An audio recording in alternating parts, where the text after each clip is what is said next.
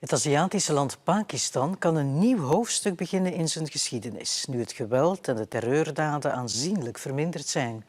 Ook op economisch vlak verwacht Pakistan dat de moeilijkste periode achter de rug ligt. Dat zegt premier Imran in een exclusief interview met onze verslaggever Steven de Kranen.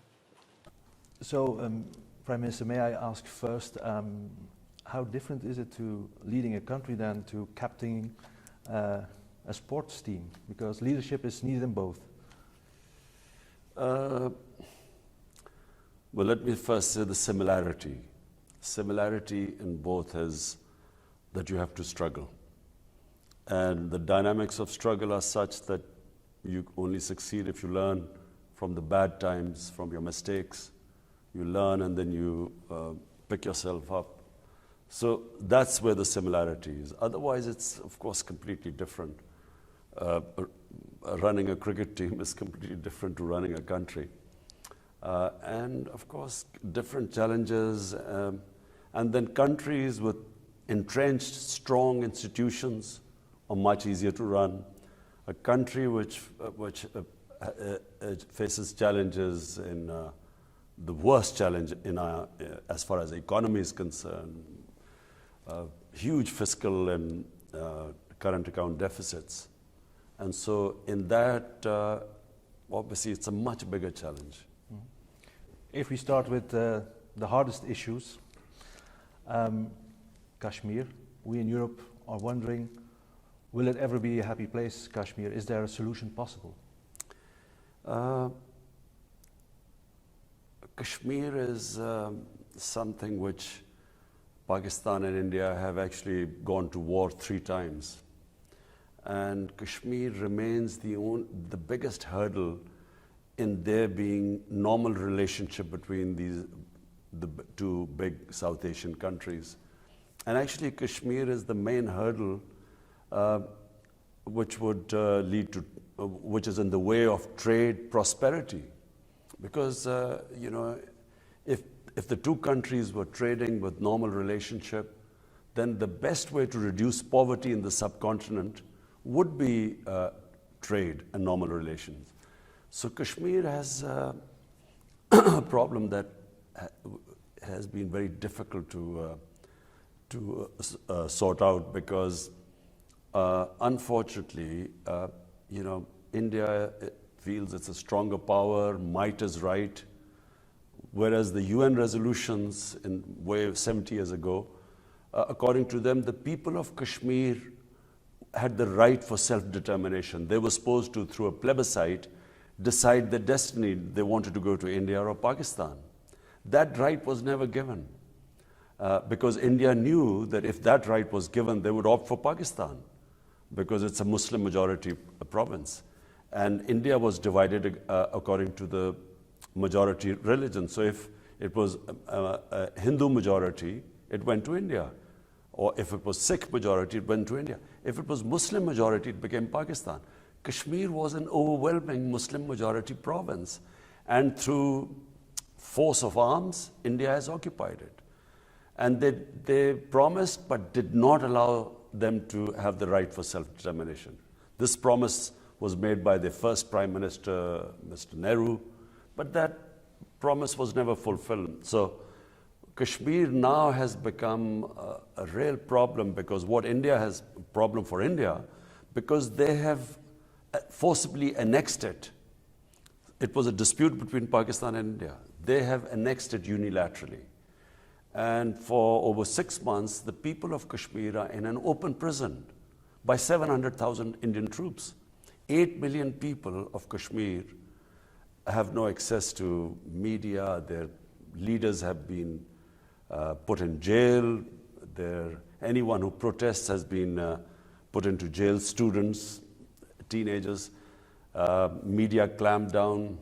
So there's a siege. 8 million people are under siege by 700,000 troops. And do you think, apart from Kashmir, will there ever be normal relations between Pakistan and India, or is it too much history or too soon, perhaps? No, I feel that if there was strong, clear-headed leadership in India, this problem would be solved. No problem. Every problem has a solution. problem in India right now is that they have an extremist ideology. The RSS is an extremist ideology inspired by the Nazis in the 30s. And the founding fathers of RSS, which is ruling India now, were inspired by Hitler and this racist Aryan philosophy of Hitler, and they backed the Holocaust of the Jews because they believe in the ethnic cleansing of Muslims from India. So it is an extreme ideology, and unfortunately it has taken over India. And that's why they have put these 8 million Kashmiris who are Muslims, they put them in an open prison. So I do not see much hope with this government, but I do see that in future, an Indian government, a strong leadership, they would want this issue to be resolved. And as I said, every problem has a solution. Talking about solutions, in Afghanistan there are talks between US and Afghan Taliban. What is Pakistan doing to make it a success? Well, first of all, you must remember that in Pakistan there are still 2.7 million Afghan refugees here. And there are refugee camps which have over 100,000 people still living here. So what Pakistan can do is put leverage on the Afghans, on the Taliban, some of whom have families here, to make peace in Afghanistan. And I can assure you that Pakistan has tried its best. Since my government has come in, we have left no stone unturned so that there would be peace in Afghanistan. And fortunately, things are moving in the right direction. It's not going to be easy because there's been 19 years of conflict, but it is for the first time moving in the right direction. The Americans are wanting peace and dialogue with Taliban, and Taliban have now sitting with the Americans. The next phase would be ceasefire, then possibly an agreement, if the ceasefire goes well, then an agreement, and then I guess the next phase would be the Taliban sitting with the Afghan government. Mm-hmm. And what about Pakistan? If you move to Pakistan, are the dark times over? Because there were some very hard years also for Pakistani people with terror-related incidents, bombings, shootings. Do you think that extremism is stamped out? You see, let me explain what happened in Pakistan. So you need to know the history. In the 1980s, Pakistan was backing the Mujahideen, who were backed by the Americans and CIA and the Western countries, to fight against Soviet invasion of Afghanistan. So it was called the Afghan Jihad. So Pakistan backed the Afghan Jihad. A lot of the Mujahideen came from different countries to fight in Afghanistan. And this was all, of course, encouraged by Western countries and of course, backed by the Americans. And a lot of these groups were trained in Pakistan. So when the Soviets left Afghanistan in 1989, Pakistan and Afghanistan were left with these militant groups, these guerrillas, these different Mujahideen groups. And so come 9/11, now the United States lands in Afghanistan. Now, the same groups who were told that jihad was a good thing against foreign invaders, because the United States came, they now were told that no, against the United States, because these are the good guys, it's terrorism. It was jihad against the Soviets. So of course, not all of them understood, and Pakistan, by joining the US war, we ended up these groups turning against Pakistan. So that's when we went against this period of terrorism, suicide attacks. 70,000 Pakistanis lost their lives in that 10, 12-year period. And fortunately, and full marks to our security forces, and especially our intelligence agencies, who gave great sacrifices, but they now have controlled the insurgency. And I'm very happy to say that my first year as Prime Minister, 2019 was the safest year in Pakistan since 9/11. Okay. If we move to another hard issue, you've spoken about the economy, double-digit inflation, huge debt, loan with IMF. People would say, how can you succeed? But in the street, people tell to me, the Prime Minister is very resolved because he has proven it in cricket, he has proven it with the hospital, he has proven it becoming Prime Minister. But what can you do to be different than your predecessors to really make it work? Well, it's like if you inherit a house which is bankrupt and their creditors coming to ask for their money back and their loans, and someone is coming for rent of the house, others are coming for the rent, you've rented a car or something. So for a while that house goes through a tough period. While you cut your expenses and you raise your revenues, so you no longer are indebted, and so you don't have to borrow, and then you have to pay the interest on the loans. So that is a tough period. Every house which borrows and where the expenses are more than its revenues, every house goes through a tough period, and every country which has been in the same situation as Pakistan has to go through what is called the structural readjustment, where you raise your revenues to match your expenditure. And while you cut your expenditure, obviously, the people go through a bad time. Not only did we have this big fiscal deficit and current account deficit, we also have bankrupted utilities. Our electricity, had incurred huge losses. So we had a huge debt in electricity. And then our gas, so that affected our industry, because because of these huge debts, you had to raise the prices of electricity and gas. And when you raise the prices, the industry got affected, because that can't compete with the exports of your neighboring countries, which means you can't reduce your deficit. So you're caught in this debt trap. And so the first year was very difficult. 2019 was a very difficult year for Pakistan. But now, fortunately, we brought the current account deficit down by 75% in 1 year, which was tough but good. Exports are increasing, not that fast, because the world at the moment, the economy overall in the world is slowing down. But we've cut down our imports. We've tried to work on our electricity sector so that we cut down the losses. So it's been a tough period of readjustment, and I expect that this is the year 2020 where the economy will show signs of recovery. Yeah, because you've spoken about priority, lifting 100 million Pakistani out of poverty, new Pakistan. What is your vision for an ideal Pakistan? Which kind of country would you say Pakistan should be? My idea of Pakistan is what was the founding fathers' idea of Pakistan, which was an Islamic welfare state, a state which is just and humane, which looks after the state, looks after the bottom tier of the population, the weaker section of the society. And if you ask me, the first Islamic state was the first welfare state in the history of mankind some 14 centuries ago. State of Medina? State of Medina. It was a welfare state. And it was a state which had rule of law. It had rights. Every human being had rights protected by the state. And that was the basis of the civilized state, which laid the foundation for the next 7 centuries. It became the leading civilization in the world.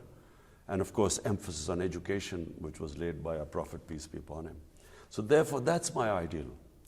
And if you ask me in modern day, which state would resemble that, I would say Scandinavian states, because they have very high welfare. I find them very civilized. And what China has achieved, China has taken out 700 million people out of poverty in the last 30 years. But different political systems, welfare state, tax collection is needed then? Look, First of all, you need to have direction. The leadership in a country needs to know where it is headed, what it wants to achieve. So if your objective is that I will achieve prosperity by raising people above the poverty line, which is what China did. Because China 30 years ago was not that richer an economy. But by lifting people out of poverty, they created extra demand. And then the extra demand meant the entire world's multinationals wanted to be there. And China has, it's remarkable, it's a miracle. But the basis of that prosperity was that the state took a decision that our priority is to lift people out of poverty. That's what my decision is. Despite all the problems what we face, we have allocated the highest amount of money for poverty alleviation in our history. I mean, despite the economic crunch, the outlay for poverty alleviation is the highest today in Pakistan. And when you're talking about moving economically, there is cooperation with China. What is the message from Pakistan to Europe? What do you expect from Europe, or what do you want to ask from Europe? Well, trade really, Europe has been very good to us. We have got the GSP plus, which means we get preferential trade agreement with Europe, and that's very positive. And of course, Europe is one of Pakistan's biggest trading partner. So trade really with Europe. Pakistan is open for business. Even in Gawadar, there's still room and place in the port for European companies and countries to invest. Of course, you see, a CPEC just gives an opportunity to connectivity to China. But it's not exclusive. I mean, Chinese also would want this to become an investment hub for companies from all over the world, especially in Europe. Mm. Talking about climate change, Europe, there's a lot of political debate about it, but it's one of Pakistan's main challenges as well, and Pakistan is doing a lot. Why is Pakistan doing a lot? Because in contributing to the problem, you're not a big player, so you're doing a lot for solutions. Well, first of all, I was always an environmentalist because I loved hunting, I loved shooting. And as I grew up, I saw that in Pakistan, two things were happening. Our forests were disappearing, and our wildlife was disappearing. So from becoming a hunter, I became a conservationist. And so I've always, I loved Pakistan's wilderness. I think Pakistan has some of the most diverse wilderness in the world. It has 12 climatic zones. From alpine, it goes right down to the coast and the desert. And so being an outdoor person, and I love trekking in our mountains. Our mountains are probably, there's nowhere, I've been everywhere. Nowhere in the world you have this sort of trekking we have in our mountains in the four ranges, Himalayas, Karakoram, Suleiman Range, Hindu Kush. So as I grew up, I realized that the beauty of this country was disappearing because our wilderness was disappearing and our forest cover was disappearing. So when my party came to power in the Khyber Pakhtunkhwa province of one of the four provinces, so we decided to plant 1 billion trees in 4 years, and we did it. And now we've set ourselves targets since I became the Prime Minister of 10 billion trees in Pakistan. And it's really to improve our environment, improve our forest cover, bring back wildlife. But Pakistan is also likely to be affected by climate change more than other countries because this country depends on our rivers. And our rivers, 80% of the water in our rivers comes from the glaciers in the mountains. And because of global warming, these glaciers are melting at a fast rate, and that is a big worry for us. We have the impression in Europe that Pakistan is opening up to the world, getting out of isolation, and tourism could be a driver to get more people from all over the world to Pakistan. Are there special measurements taken to even accelerate tourism? Yes, we've opened up Pakistan. 70 countries can get visa at the airport. We have opened up all our areas. And now that it's been one of the safest years, 2019, our tourism doubled in 1 year. Pakistan offers probably the most unique tourism in the world because because of its diversity. Firstly, it's an ancient land. The Indus Valley civilization is 5,000 years old. Secondly, it is home to 4 world religions. Sufism, it has some of the ancient sites for Sufism. Then Hinduism, it has ancient sites for the Hindu religion. Then Sikhism, it has 2 of the most revered sites in Pakistan for the Sikh religion. And then, of course, Buddhism. The north of Islamabad was the center of the Gandhara civilization. And that is, one of the more, for the Buddhists, this is one of the best places for visiting their ancient sites. And on top of it, we have our mountains in the north. We probably have the most unique mountain tourism in the world. Firstly, it's undiscovered. Not many people know about it. Half the world peaks over 24,000 feet are in Pakistan, including the second highest mountain. So it has diverse tourism. And the cities, 3 cities, are over 1,000 years old. So in that sense, Pakistan is undiscovered. It's not actually, some countries are destroyed by tourism. Pakistan is not. A lot of hospitality here, and with peace now and security in this country, we expect that the level of tourism will grow quantumly in Pakistan. Finally, may I ask you 2 perhaps more personal questions which trigger me. Why did you, as a famous sports star, came back to Pakistan?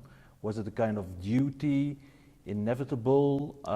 Because you could say, I stay in London or the Bahamas, and into politics is already difficult, coming to Pakistan as well with expectations. So what was the driver to get you into politics? First of all, I never really lived away from Pakistan. I only went for studying in England for 4 years. And then I used to play professional cricket in England. So that meant summer in England, but winter was always in Pakistan. So I never really went away. Never at any point did I ever want to live away from Pakistan. I never wanted to take a British passport, although I was spending, almost 17, 18 summers playing professional cricket there. But you see, I could never imagine a purposeless existence. My life was always driven from the age of 9. From the age of 9, I wanted to represent Pakistan in cricket. And so from that age onwards, till I left cricket, I was driven by, taking Pakistan to the top of world cricket. And my last match was Pakistan winning the World Cup. Then I spent the next 10 years building a cancer hospital.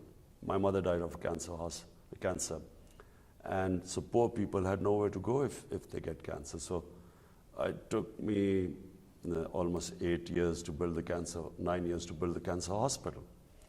And then I decided to go into politics because I felt that the political elite in Pakistan was corrupt. And corruption is the biggest reasons why countries have poverty. It's not lack of resources.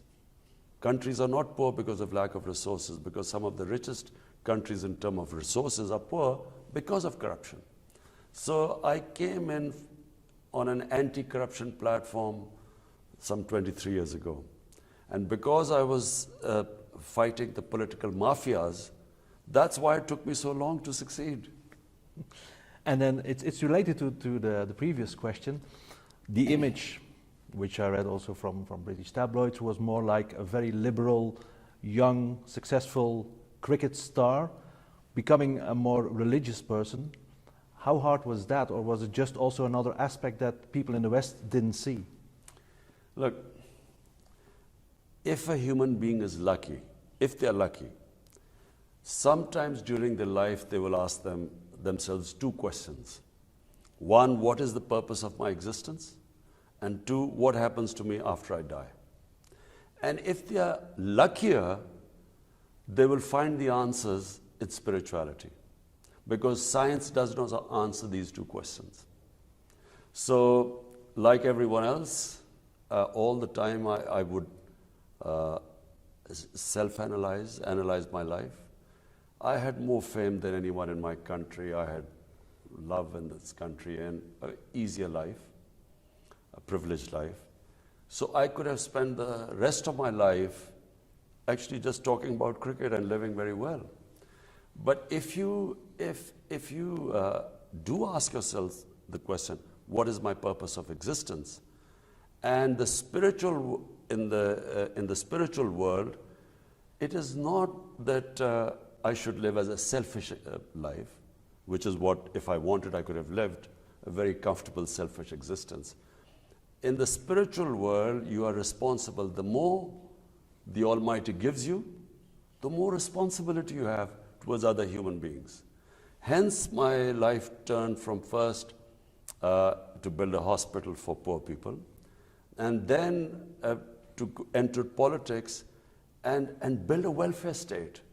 No matter how much social work I would have done, I could never have helped so many people as you can in government and build a welfare state. So it is all part of that spiritual journey which comes from asking these two questions. And finally, given the challenges of Pakistan, given the history, given what they call the establishment, which there are the other parties, are you never afraid to take up the challenge? Because this is a country where the life of a prime minister means a lot. Well, you must understand that when you move towards spirituality, so one thing that happens, and my faith tells me, that life and death is in Almighty's hands. And all you have in your hands is effort. We human beings, all we have is the ability to struggle. Whether we succeed or not is not in our hands, it's in Almighty's hands. So I do not fear death, I don't fear failure. All I know is that I will try my best, and once I've tried my best, I leave it to the Almighty. So whatever is His decision, I'll accept it as the will of God. Mr. Prime Minister, I had so many questions and still have about Pakistan, but thank you very much. Very enlightening.